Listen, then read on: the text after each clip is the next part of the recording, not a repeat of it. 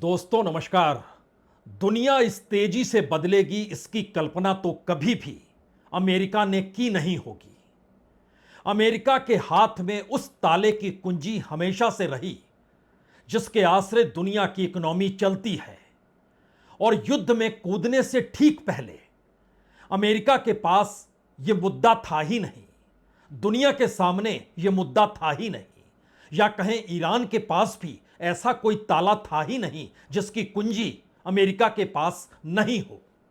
लेकिन इस युद्ध के दौर ने दुनिया के सामने एक ऐसी आर्थिक नाकेबंदी की परिस्थितियां पैदा कर दी जिसकी चाबी किसके पास होगी, यही सबसे महत्वपूर्ण पूरी दुनिया में हो गया।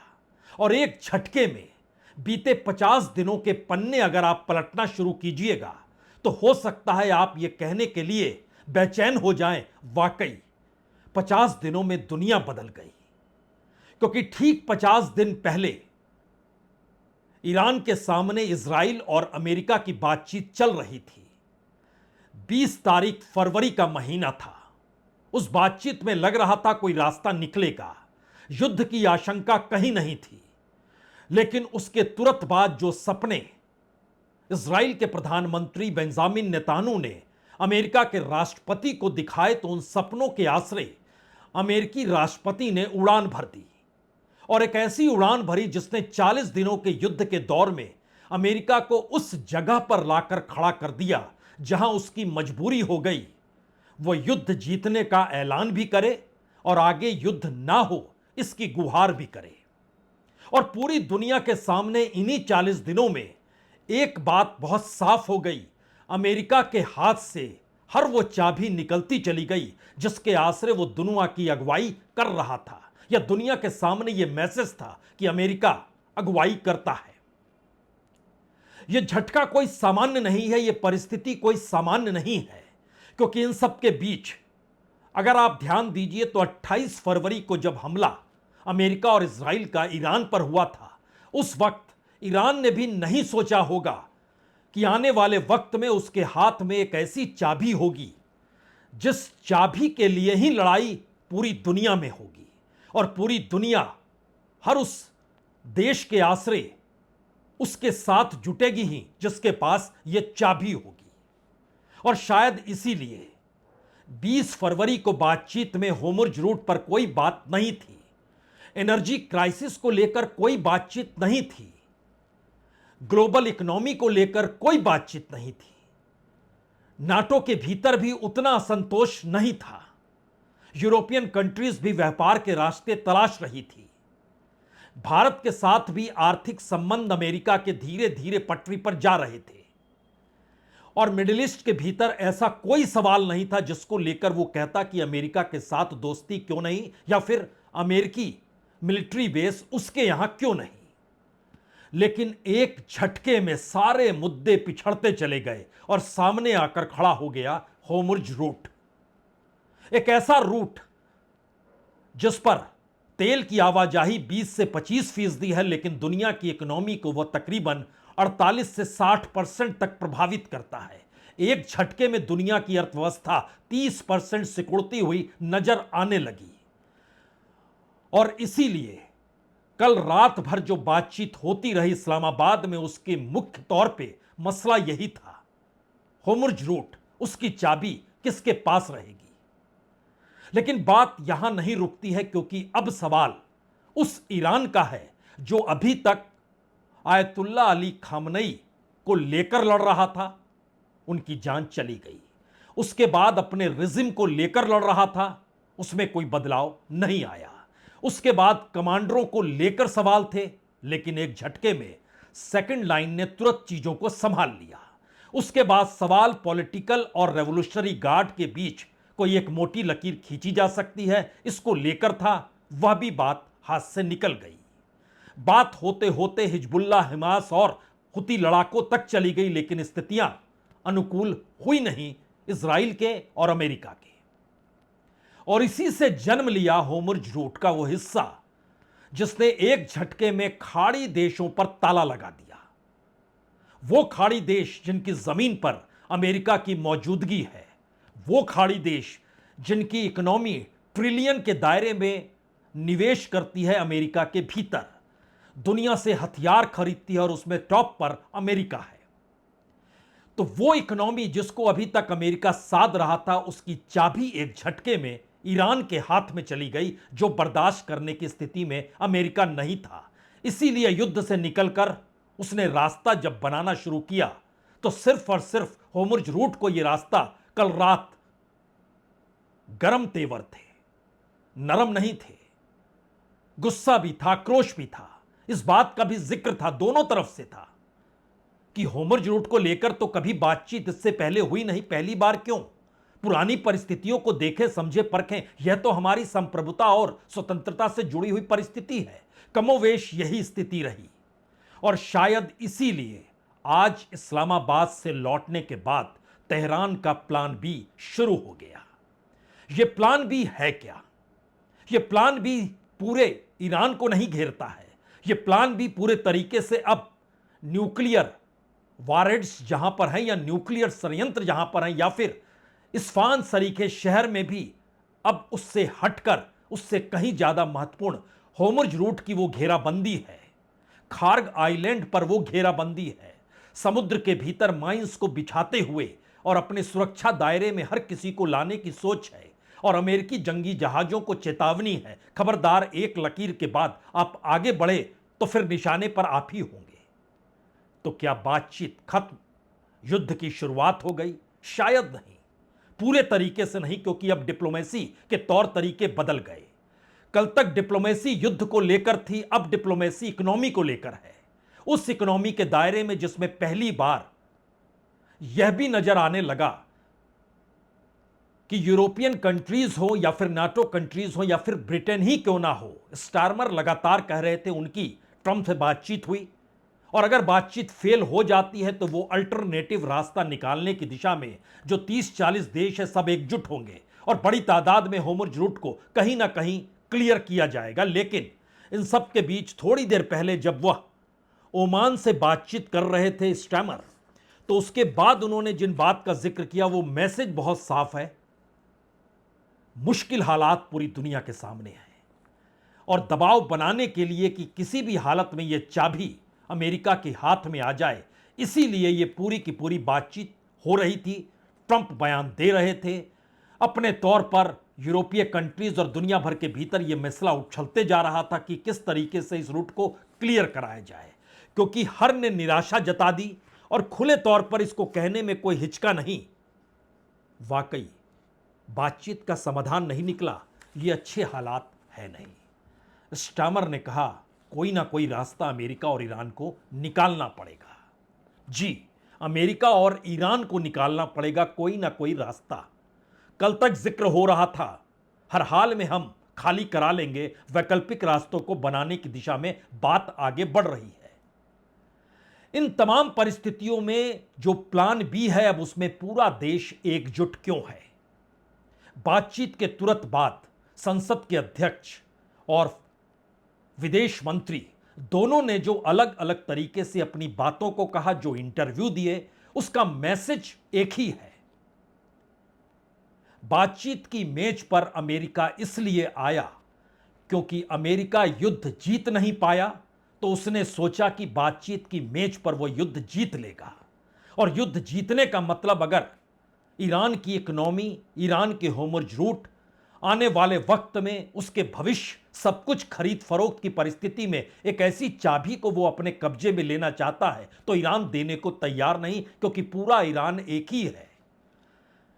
यानी 28 फरवरी से पहले की स्थिति को याद कीजिए। ईरान के भीतर प्रदर्शन हो रहे थे, लोग विरोध कर रहे थे।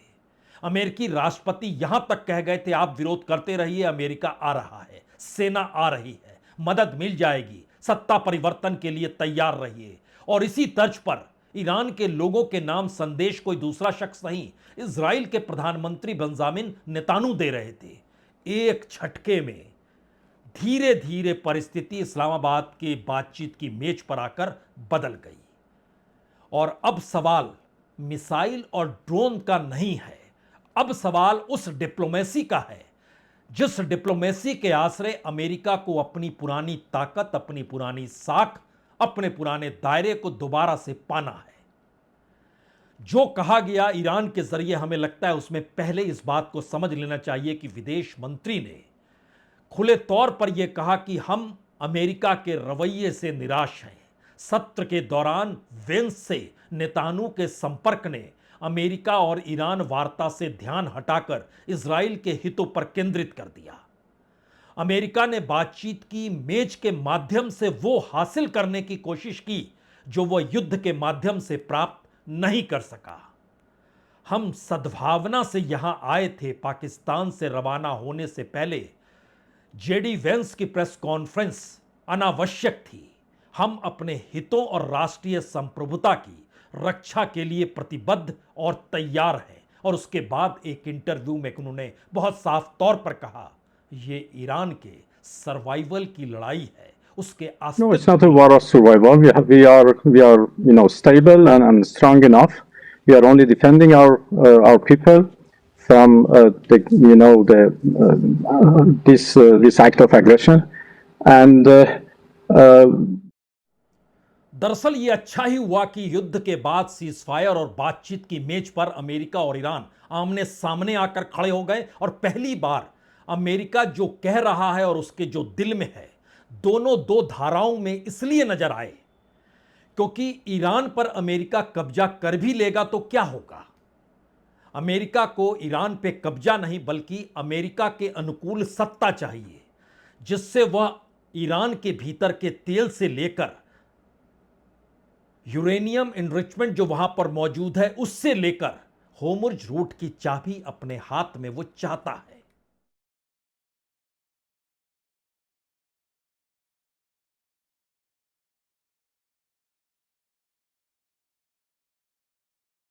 और यही वो सवाल था कि अब युद्ध शायद उस तर्ज पे लड़ा नहीं जाएगा जो लड़ा जा रहा था इससे पहले, जिसमें मिसाइलें थी, जिसमें युद्धपोत थे, जिसमें ड्रोन थे, जिसमें लगातार हमला करते हुए नागरिक ठिकानों पर निशाना बनाया जा रहा था, जिसमें पावर प्लांट आ रहे थे, जिसमें न्यूक्लियर प्लांट शामिल हो रहे थे, जिसमें बेसिक इंफ्रास्ट्रक्चर लगातार चोट पहुंचाई जा रही थी। वो सब तो 40 दिनों में हो गया।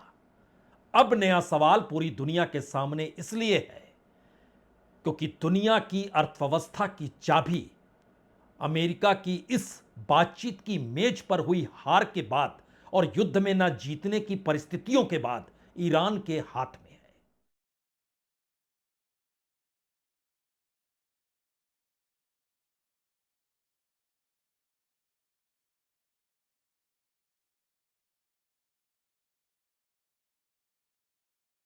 इसीलिए स्टामर ने जब ओमान के सुल्तान से बात की तो उन्होंने कहा, कोई रास्ता तो निकाले अमेरिका और ईरान। शुरुआती बातचीत का बिना किसी समझौते के टूट जाना निराशाजनक है। बात सिर्फ इतनी नहीं है, बात इसके आगे इसलिए है क्योंकि इन सब के बीच इजराइल की भूमिका को लेकर फ्रांस, इटली, दक्षिण कोरिया, पाकिस्तान, स्पेन और अब तुर्की खुले तौर पर खिलाफ है। तुर्की के एर्दोगान ने तो यहां तक कह दिया कि अगर पाकिस्तान मध्यस्थता नहीं कर रहा होता तो हम युद्ध में कूद जाते। और उन्होंने यह भी कह दिया कि दरअसल अब लेबनान को लेकर ही वो युद्ध में कूद सकते हैं इजराइल के खिलाफ। यह मैसेज है कि बढ़ती हुई दुनिया में वो युद्ध जो 28 फरवरी को शुरू हुआ, इस बातचीत के बाद युद्ध की वो परिभाषा बदल गई। और उस परिभाषा को बदलने के लिए अब अमेरिका की उस ताकत को समझना होगा और दुनिया की जरूरतों को समझना होगा। और दुनिया की अपनी इकोनॉमिक जरूरतों के मद्देनजर एनर्जी का सवाल और उन सब में होर्मुज़ रूट के कब्जे की कहानी शुरू होती है। प्लान बी बहुत साफ तौर पर जो कहता है वो मैसेज अब खुले तौर पर आने लगा है। संसद के उपाध्यक्ष हाजी बवई ईरान के हैं। इन्होंने कहा कि होर्मुज़ ईरान के लिए एक अति संवेदनशील सीमा है। होर्मुज़ पूरी तरह से ईरान के कब्जे में है और इसका शुल्क ईरान की करेंसी रियाल में ही चुकाना होगा। यह मैसेज बहुत साफ दिया गया। रेवोल्यूशनरी गार्ड IRGC किसी भी सैन्य जहाज को होर्मुज़ से गुजरने की कोशिश अगर वो करता है तो जवाब दिया जाएगा। और रेवोल्यूशनरी गार्ड ने यह उस वक्त कहा जब ट्रंप यह कह रहे थे कि होर्मुज़ जल्द खुल जाएगा और अमेरिकी सेंट्रल कमांड यह कह रहा था कि नौसेना के 2 विध्वंसक जहाजों ने जलमार्ग को समुद्री सुरंगों से मुक्त कराने के लिए एक अभियान की शुरुआत कर दी है। रेवोल्यूशनरी गार्ड ने कहा असंभव है, कोई भी कुछ शुरुआत नहीं हुई है। और इन सब के बीच तुर्की ने बयान दे दिया कि अगर इजराइल ने आग से खेलना बंद नहीं किया और क्षेत्र में शांति प्रक्रिया में बाधाएं पैदा करता रहा तो हम सुनिश्चित करेंगे कि इजराइल को अच्छा सबक मिले। अब लेबनान और ईरान पर कोई भी हमला तुर्की पर हमला माना जाएगा। यह मैसेज है। मैसेज इस बात का है कि दरअसल अब सबको समझ में आ चुका है, लड़ाई ईरान के जमीन पर कब्जे की नहीं है, वहां पर अपने अनुकूल सत्ता को बैठाने की थी जो संभव हो नहीं पाया। और इस संकट काल की परिस्थिति में दुनिया की अर्थव्यवस्था और एनर्जी अगर प्रभावित हुई है तो दुनिया के हर उस देश को अब उस डिप्लोमेसी के आश्रय चलना होगा जिस डिप्लोमेसी के आश्रय अमेरिका ने चलने की कोशिश तो की लेकिन वो फेल हो गया। और इसीलिए यह जो पूरा इकोनॉमिक एस्पेक्ट है जिसका इंतजार इस वक्त वाशिंगटन कर रहा है, व्हाइट हाउस में आज शाम तक, व्हाइट हाउस की शाम, भारत में उस समय सुबह का वक्त होगा, अमेरिकी राष्ट्रपति कोई बड़ा बयान जरूर देंगे जैसे ही वहां पर जेडी वेंस पहुंचेंगे। और जेडी वेंस के पहुंचने के बाद व्हाइट हाउस की मीटिंग बड़ी मायने रखेगी। माना जा रहा है कि अमेरिकी समय मुताबिक शाम 6 बजे, और उसके हिसाब से अगर 9.5 घंटे की सुई आप आगे बढ़ाते हैं तो भारत में रात के 3:30 बज रहे होंगे और तेहरान में तो उस वक्त अंधेरा होगा, आधी रात का वक्त होगा। लेकिन बहरहाल यह महत्वपूर्ण इसलिए है क्योंकि नेतानू इस बीच में यह कहने से चूके नहीं कि ईरान के खिलाफ सैन्य कार्रवाई अभी खत्म नहीं हुई है। उन्होंने यह भी कहा कि हमला इसलिए किए गए क्योंकि ईरान परमाणु हथियारों को बनाने के करीब था और इन हमलों से ईरान के परमाणु कार्यक्रम का बड़ा नुकसान पहुंचा है। ध्यान दीजिए, परमाणु शब्द को लेकर जो मशक्कत अमेरिका ने की, जो मशक्कत इजराइल कर रहा है, एक झटके में कल रात की बातचीत में सिर्फ और सिर्फ एक सिंबल था परमाणु मसला। उसको तो कई माध्यमों से रोका जा सकता है। इससे पहले समझौता अमेरिका के राष्ट्रपति ओबामा ने कर चुके थे, जो उन्होंने ईरान के साथ समझौता किया था, उस समझौते को ट्रंप ने तोड़ा और उसके बाद बढ़ गए। लेकिन तब तक किसी को समझ नहीं आया था कि दरअसल ईरान की मौजूदगी एक ऐसे क्षेत्र में है जिसके दायरे में वो पूरा मिडिल ईस्ट आता है, जो दुनिया भर के भीतर एनर्जी की सप्लाई करके एक बैलेंस बनाए हुए है इकोनॉमी को लेकर। और एनर्जी पर टिकी हुई इकोनॉमी अगर प्रभावित होने लगेगी और एक्सपोर्ट इंपोर्ट का धंधा अगर महंगे लॉजिस्टिक के साथ जुड़ता चला जाएगा तो कौन कहां पर खड़ा होगा। इसीलिए यह सीज फायर अमेरिका की जरूरत थी। इसीलिए सीज फायर में होर्मुज़ रूट की चाबी अमेरिका अपने पास चाहता था। और इसीलिए प्लान ए की लड़ाई मिसाइल और ड्रोन की थी, प्लान बी की लड़ाई अंतर्राष्ट्रीय तौर पर एक नई डिप्लोमेसी की है जो इस वक्त अब ईरान शुरू कर रहा है। ईरान क्या, अमेरिका को भी शुरू करना पड़ेगा। लेकिन अमेरिका की मुश्किल यह है, इस वक्त उनके साथ कोई वैसा देश नहीं है जो 28 फरवरी से पहले था। और जब बातचीत हो रही थी और जब नेतान्याहू ने सपने ट्रंप को नहीं दिखाए थे व्हाइट हाउस में जाकर, उससे पहले की परिस्थिति में देखेंगे तो सब कुछ फरवरी के महीने में हुआ है।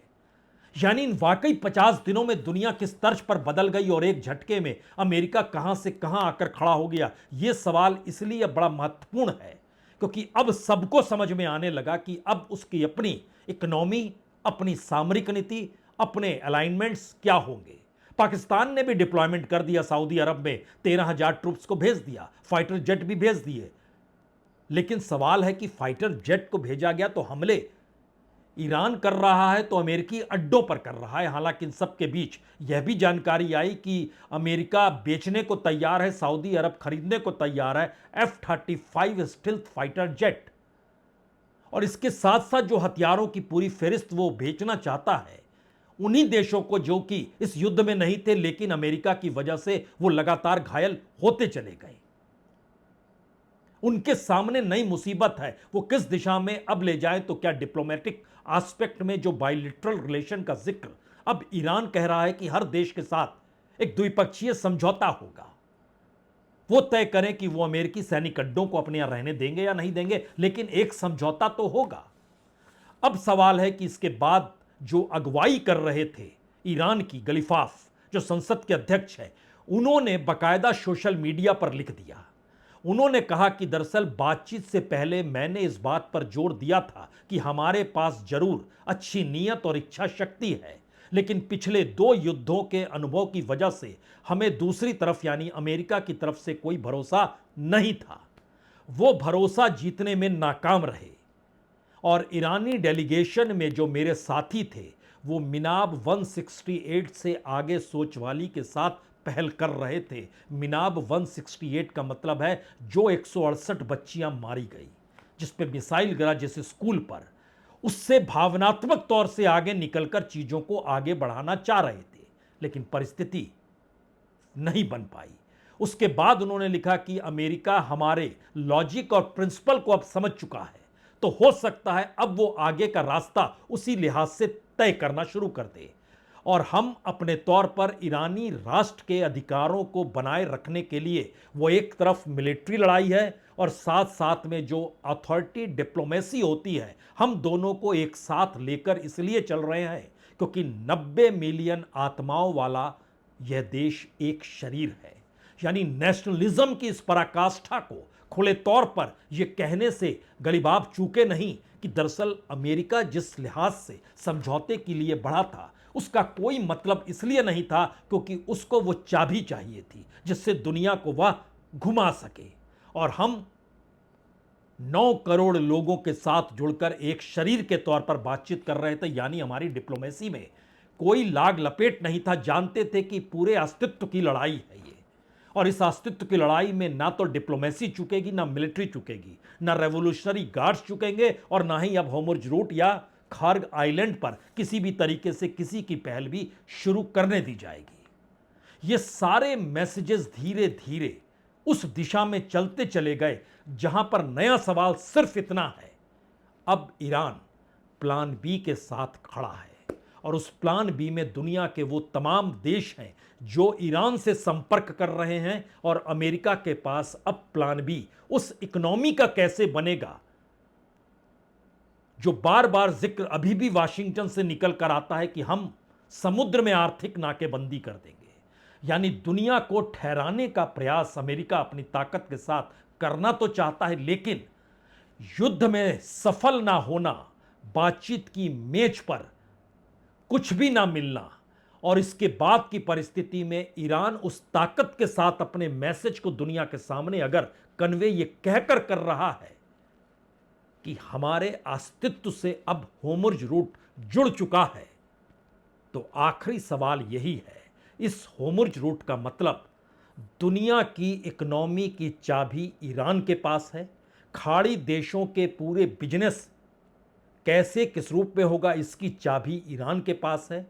वर्ल्ड इकोनॉमी जो एनर्जी से प्रभावित होती है उसकी कीमतों की अप डाउन करने की परिस्थिति ईरान के पास है, और जिस डॉलर के आसरे अभी तक 1974 या कहें 79 के बाद से जो पेट्रो डॉलर चल निकला, अब उसके सामने संकट भी है। इसीलिए ईरान ये कहने से चूका नहीं कि सीज फायर को भी आपने युद्ध का हथियार बना लिया और बातचीत की मेज को युद्ध में तब्दील करने की कोशिश की, उस युद्ध के जरिए जिसमें आप हार चुके हैं और जो आप नहीं पा पाए उसको आप बातचीत की मेज से हासिल करना चाहते हैं, तो यह संभव नहीं होगा।